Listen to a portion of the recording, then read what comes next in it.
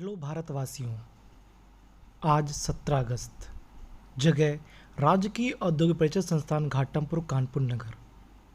हम लोग आज़ादी के अमृत महोत्सव में आज 17 अगस्त को जो निर्धारित किया गया था कि ऐतिहासिक स्थल पर जाकर हम लोग विश्व धरोहर यानी कि भारतीय विश्व धरोहर को देखेंगे, तो हमारा कारवां शुरू हो चुका है। हम लोग निकल चुके हैं और हमारे पूरे टीम मेंबर्स एक साथ भारतीय ध्वज के साथ निकल चुके हैं। और ये देखिए, हमारे इस समय कारदेशक महोदय जी श्री नरेंद्र कुमार सिंह इस समय गाड़ी में बैठ चुके हैं। और जो हम लोग अपना यह कारवा अपने गवर्नमेंट ITI घाटमपुर शुरू करेंगे। और साथ ही साथ हमारे जितने भी इंस्ट्रक्टर हैं, श्री दिनेश कुमार जी, श्री मनदीप जी, श्री संतोष पांडे जी, श्री इमरान आरिफ जी, श्री लोकेंद्र पवार जी, श्री सर्वेश कुमार श्रीवास्तव जी, श्री जितेंद्र कुमार जी, श्री रूपेश सिंह जी, श्री अजय कुमार दिवाकर जी, श्री अशोक जी, श्री सत्येंद्र कुमार बबलू जी और हमारे वरिष्ठ अनुदेशक श्री राजेश कुमार सोनकर जी। बुजुर्ग जो टेम्पल है उसके लिए हम लोग कारवां गवर्नमेंट ITI घाटमपुर से शुरू कर रहे हैं और हमारे सभी साथी निकल चुके हैं। और मेरे साथ बने रहिए इस वीडियो में। आज जो हमारे भारतीय धरोहर के बारे में आज हम लोग देखेंगे। तकरीबन हमारे ITI से तकरीबन 15 किलोमीटर दूर एक बेहटा बुजुर्ग एक जगह है। उस बेहटा बुजुर्ग जगह पर एक विश्व धरोहर है जो जिसका नाम बहुत ही गुमनाम रखा गया और उस पर कुछ भी ज़्यादा नहीं उसकी देख रेख हुई। और बट वो कहीं ना कहीं किसी न किसी के माध्यम से वह फेमस हुआ। जो फेमस हुआ वह था मानसून टेम्पल। मानसून टेम्पल के नाम से फेमस हुआ। अब हम लोग मुड़ चुके हैं जो हमारे कानपुर और हमीरपुर हाईवे से अंदर की ओर, घाटमपुर रास्ते से अंदर की ओर एक गली जाती है। यह गली कुसमांडा देवी टेम्पल के लिए जाती है। अब यह रोड सीधे भीतर गांव की ओर जाएगी।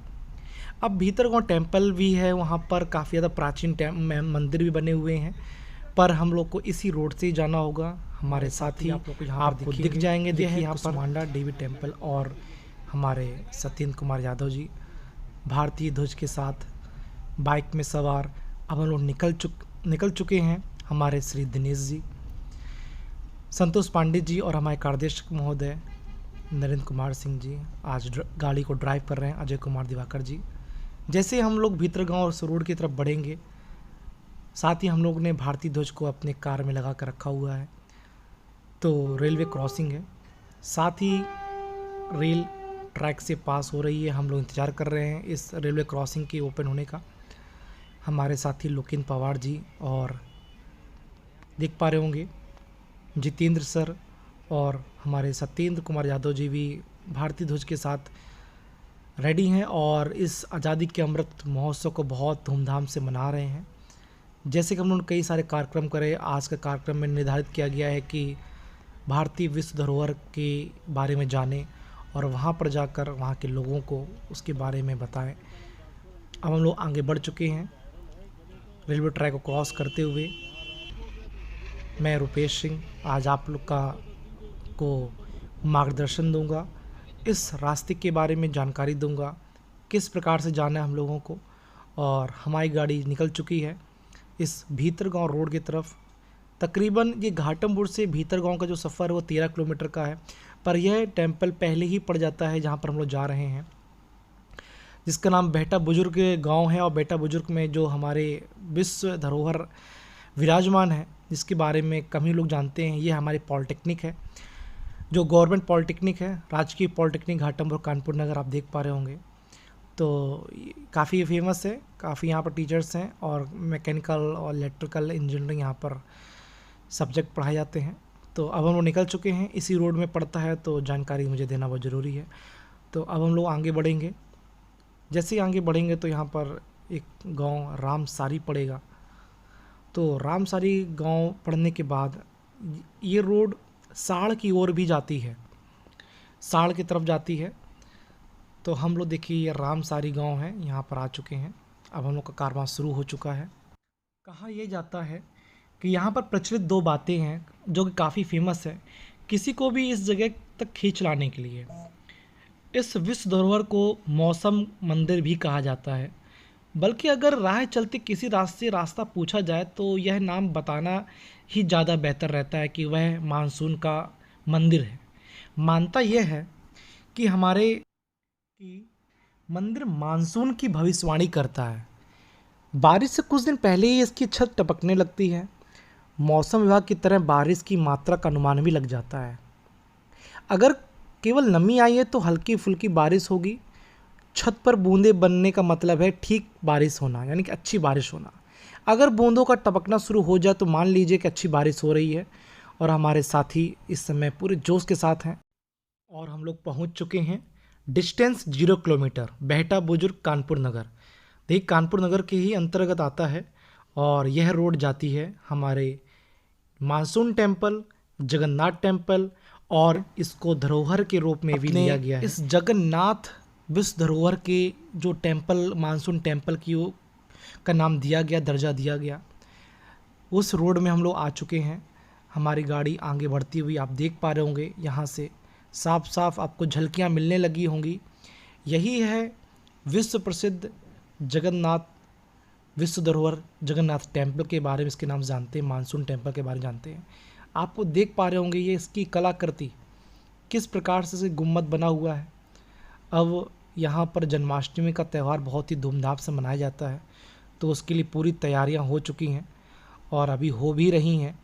झूले, काफ़ी सारे गांव के लोग यहाँ पर आके इस मेले का आयोजन करते हैं। देखिए हमारे सत्येंद्र कुमार यादव जी पहले ही पहुँच चुके हैं। कुछ छात्र हैं, दिनेश कुमार जी, संतोष पांडे जी, हमारे कार्देशक महोदय, भारतीय ध्वज को लहराते हुए अजय कुमार दिवाकर जी।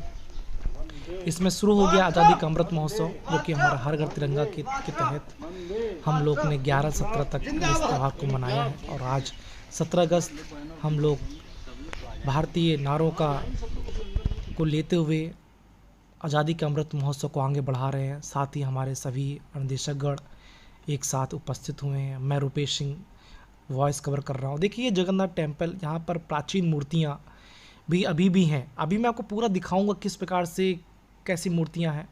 बेहटा बुजुर्ग कानपुर नगर, एक्रोलॉजिकल सर्वे ऑफ इंडिया जो प्रोटेक्ट मोनूमेंट्स उसको दिया गया है, तो देख पा रहे होंगे यहाँ पर बेहटा बुजुर्ग कानपुर नगर में ही आता है। कुछ संरक्षित स्मारक रखा गया इसको। यह स्मारक भारतीय स्मारक एवं पुरातत्व स्थल व अवशेष अधिनियम 1958 अधिनियम 10 के संशोधित के अंतर्गत राष्ट्रीय महत्व को घोषित किया गया था।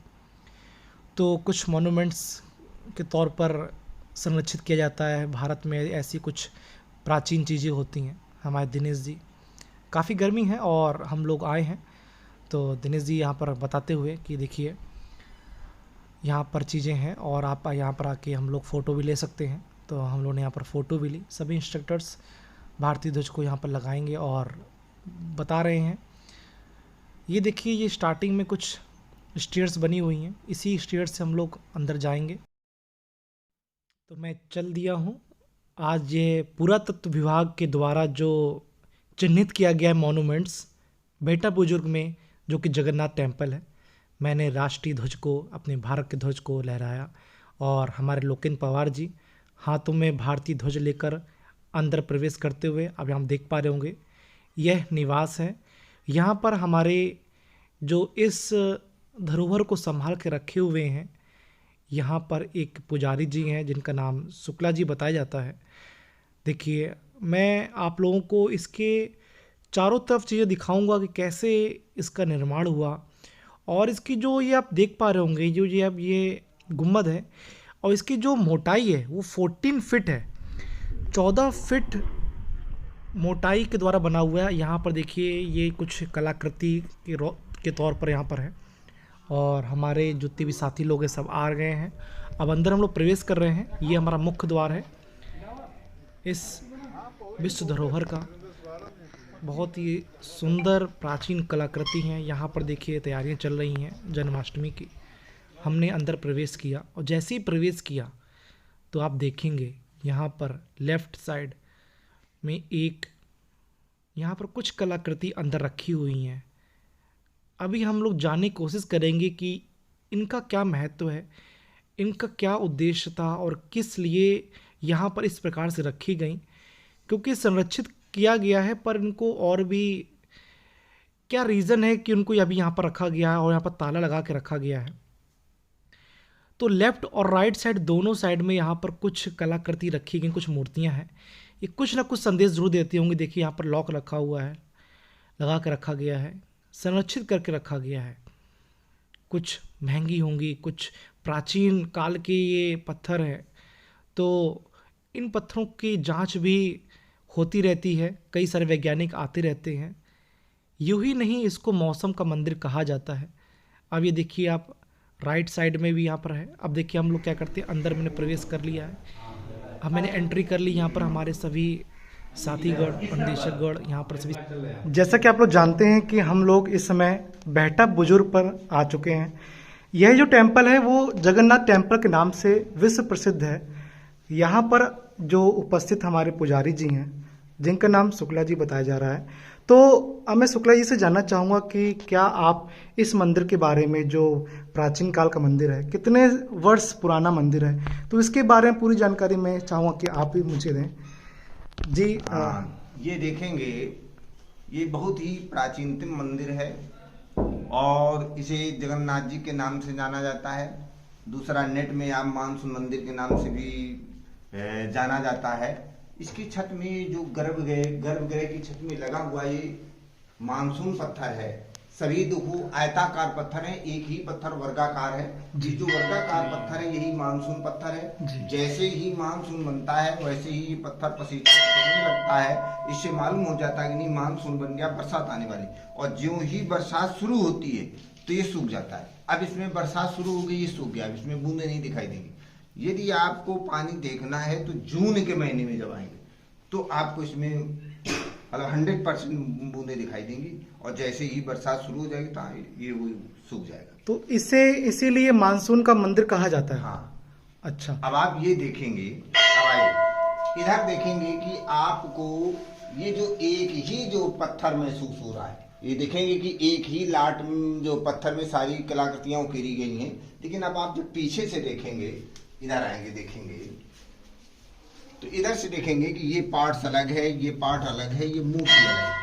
इस मूर्ति के पीछे एक ये लकड़ी लगी है, एक लकड़ी इधर से जो और लगी थी उसको पुरातत्व ने निकाल दिया। उसकी उन्होंने कार्बन जांच कराई तो कार्बन जांच से उन्होंने अनुमान लगाया कि ये कलाकृतियां खंड 4200 वर्ष पुरानी है। अब आप इधर आएंगे, यानी कि 4200 वर्ष, यानी कि 4200 वर्ष पुरानी है। अब आप ये देखेंगे कि आपको 4000 वर्ष पुराना कोई भी स्थान आपको जीवित नहीं मिलेगा। लेकिन ये 4000 वर्ष पुराना स्थान जीवित क्यों है? इसका मेन कारण ये रहा कि ये प्राचीन समय में बहुत प्रसिद्ध स्थान रहा है। तो यहाँ जो भी राजा आते गए वो कुछ न कुछ पुनर्निर्माण करते गए। कहने का तात्पर्य इस मंदिर का कई बार जीर्णोद्धार हुआ, तभी इतना प्राचीनतम स्थान आज भी ये जीवंत बना हुआ है। जैसे ही आपने मंदिर में प्रवेश किया, जो प्रथम खंड है वहां देखेंगे आपको जो है 2 कोठरियां हैं। एक दक्षिण साइड में कोठरी है, एक उत्तर साइड में कोठरी है। जो दक्षिण साइड में कोठरी उसमें सूर्य मूर्ति है। इतिहासकारों का मानना है कि जो सूर्य की मूर्तियां हैं वो ईसा मसीह के जन्म से 2 सदी पूर्व बनती थी। उसके बाद सूर्य मूर्ति नहीं बनी, फिर शैव धर्म आ गया है। उत्तर साइड की कोठरी में भगवान विष्णु की लेटी हुई मूर्ति है। तो इतिहासकारों का मानना है जो विष्णु की लेटी हुई मूर्तियां हैं ये कुषाण काल में बनती थी। कुषाण काल का प्रमुख राजा कनिष्क ने 2री सदी में। अब आप इधर देखेंगे, ये जो कलाकृतियां हैं, ये जो आकृति है, ये मौर्य वंश के जमाने के जो सिक्के मिलते हैं उसमें आकृति मिलती है। इसके मतलब मौर्य काल में भी काम हुआ। अब आप इधर देखेंगे, इधर देखेंगे ये जो आकृति है, इस आकृति को एक मंदिर नुमा बना के उसके अंदर रखा गया। आप लोगों ने पढ़ा होगा कि सिंधु घाटी सभ्यता काल में लोग प्रतीक चिन्हों की पूजा करते थे। वहीं लिखा है कि नहीं, सिंधु घाटी सभ्यता संसार की सबसे प्राचीनतम सभ्यता है। अब आप इधर देखेंगे, इसमें भगवान विष्णु के पूरे अवतार अंकित है। नर नारायण अवतार, बराह अवतार, मत्स्य अवतार, वामन अवतार, रामचंद्र जी का अवतार, नारद मुनि का अवतार। इधर देखेंगे घोड़े में सवार कलयुग में होना कल्कि अवतार, पिहल्ली बलराम जी का, ये जो है फरसा लिए हुए परशुराम का, ये नरसिंह अवतार, ये 2 लोग मथानी लिए खड़े। समुद्र मंथन के टाइम भगवान विष्णु ने कच्छप रूप धारण किया तो कच्छप अवतार। अब आप इधर से देखेंगे, ये नीचे का शिरा आपको शिव अर्घ्य टाइम में मिलेगा। जैसे शिव मूर्तियों में जलाधार उत्तर दिशा को होता है। अब आप देखेंगे मूर्ति के ऊपर वो जो सिंहासन बना हुआ है उसमें ब्रह्मा जी की मूर्ति, ये विष्णु, नीचे का सिरा शिव अर्घ्य टाइम महेश, ब्रह्मा विष्णु महेश। कहने का तात्पर्य तीनों पर सृजन पालन संहार, ये तीनों अधिकार जब भगवान विष्णु को मिले तब ये जगत के नाथ जगन्नाथ कहलाए। पहले एक ही नाथ थे, विश्वनाथ। जब प्रथम बार जो शिव कई बार अखंड समाधि में गए, जब शिव प्रथम बार अखंड समाधि में गए, जब उन्होंने अपना जो संहार पद भगवान विष्णु को दिया, तब दूसरे नाथ हुए जगत के नाथ जगन्नाथ। इसीलिए कहा गया है कि शिव, विश्व के नाथ जो है शिव, और शिव के नाथ कौन है? विष्णु। इसीलिए कहा है नाथों के नाथ जगन्नाथ। अब आप देखेंगे बैग आसपास, ये देखेंगे ये 12 खंबे, लाइट दिखा दो,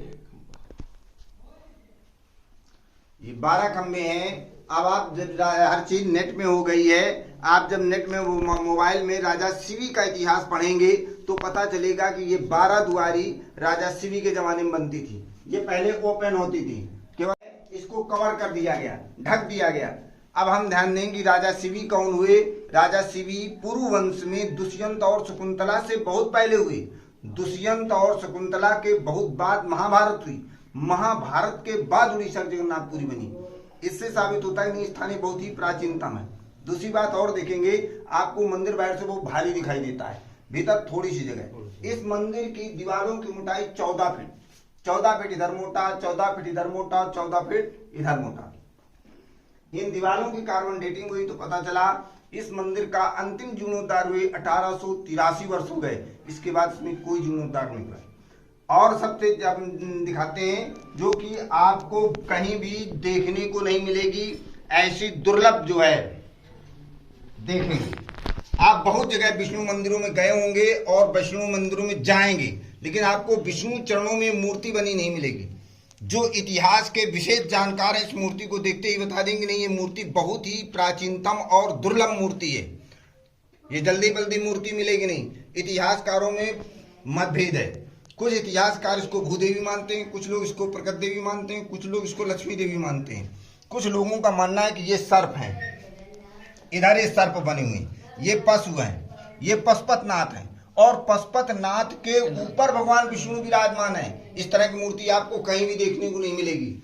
ये बहुत दुर्लभ मूर्ति है। इतिहासकारों का मानना है कि ये इस प्रकार की मूर्ति का निर्माण हड़प्पा काल में होता था, तो ये हड़प्पा सभ्यता से करता है। अब एक बात गौर करेंगे कि सिंधु घाटी और हड़प्पा सभ्यता के जो भी स्थान मिले हैं सब खुदाई से मिले, चाहे लोथाल हो, रोपड़ हो, कालीबंगा हो, हड़प्पा हो, मोहनजोदड़ो हो, सारे स्थान खुदाई से मिले। इससे एक साबित होता है कि नहीं, प्राचीन समय में एक विश्व लेवल का विनाश हुआ जिससे सारा इतिहास नष्ट हो गया। अब कितना भी बड़ा पुरातत्वविद हो, ये प्रमाणित नहीं कर पाएगा कि सिंधु नदी के किनारे जो खुदाई में स्थान मिला उस स्थान का प्राचीन समय में क्या नाम था जी। इसलिए यहाँ का मूल इतिहास खोज पाना बड़ा कठिन है कि इस मंदिर का मूल स्वरूप किसने बनवाया, ये खोज पाना बड़ा कठिन है। पंडित जी आपने बहुत से पंडित जी ने हम लोग को काफ़ी इन्फॉर्मेशन दी और हमारा सफ़र इस इन्फॉर्मेशन को कलेक्ट कर अपने साथियों को बताना होगा। और इस आज़ादी के अमृत महोत्सव में हम लोग का जो योगदान है, हमारे साथियों का जो योगदान रहा वो काफ़ी सराहनीय रहा। 11 तारीख से लेकर 17 तारीख तक हम लोगों ने अलग अलग प्रकार के प्रोग्राम्स करे। यह भी एक मुख्य प्रोग्राम था कि भारतीय विरासत में जो भी चीज़ें हैं उनमें से कम एक मोनूमेंट्स में हम लोग गए और वहाँ पर जाकर काफ़ी जानकारियाँ प्राप्त करी। हमारे सभी साथियों का धन्यवाद जो आपने इस सफ़र को सुहाना बनाया। हम लोग फिर मिलेंगे। जय हिंद, जय भारत।